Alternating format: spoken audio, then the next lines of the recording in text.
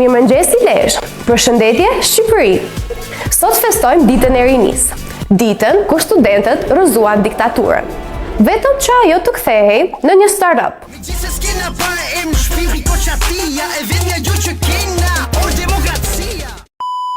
Thuhet që diktatura ra më 8 vjetor. E vërteta, ajo bëri vetëm një update, si aplikacionet, kur nuk I lexon kurrë termat e përdorimit. Enver Hoxha e mprehi shpaten, edhe I hero për situatën. Por në Shqipëri, problemi nuk e kemi me të shkuarën. Problemi ynë është sa ajo po drejton të ardhmen.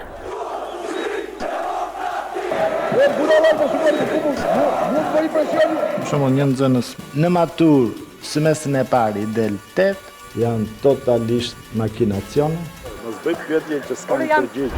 Mendoni ju që kjo do të ndikonte në uljen e kriminalitetit? Është një element I domosdoshëm për të ulur kriminalitetin dhe për të garantuar jetën e qytetarëve shqiptar. Pushteti merret me grupin e pushtës dhe mbahet me grupin e pushtës.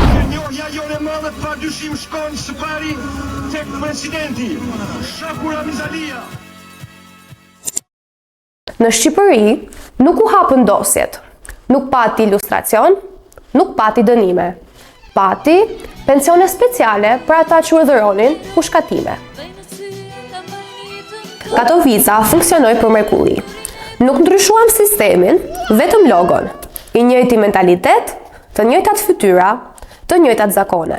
Ndryshojmë flamuj partjak, si qyrqaf hotelesh. Diktatura nuk mori fund, thjesht u dha me koncesion. Kush ishte lart, mbeti lart. Kush ishte poshtë, mbeti pa ujë, pa shkolla, pa prona, pa shëndetësi dhe pa zë. Në 1990-ën, studentët kërkuan liri. Në 2025-ën, një pojtë e tyre po kërkojnë tender. Në 1990-ën, rinia kërkoi liri. Në 2025-ën, rinia kërkon Wi-Fi në piramid. E dashur rini, ju nuk e keni humbur kurrë lirin. Thjesht e keni festuar, pa e patur kurrë. Stop scrolling, dal pak aty. Më 8 dhjetor në ditën e rinisë, ndezin piramidën me energjinë të rinjve.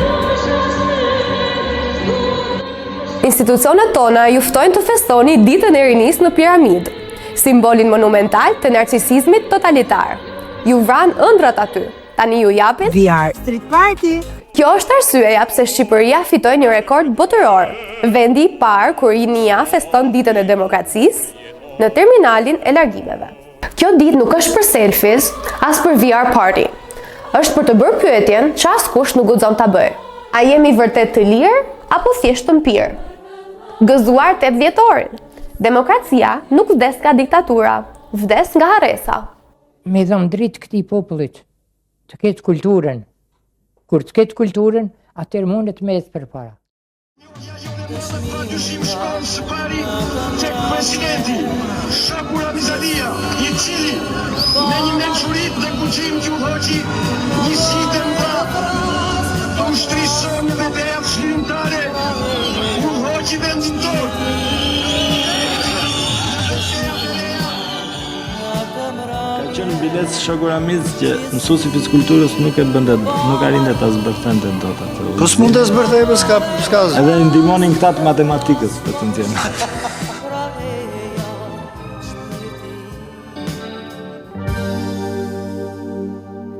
Nuk zhduket komunizmi, I cili ishte rajos për 50 vjet kultivuar në Shqipëri, nuk mund zhdukej ashtu vetëm me një ndryrimin e pushtetit.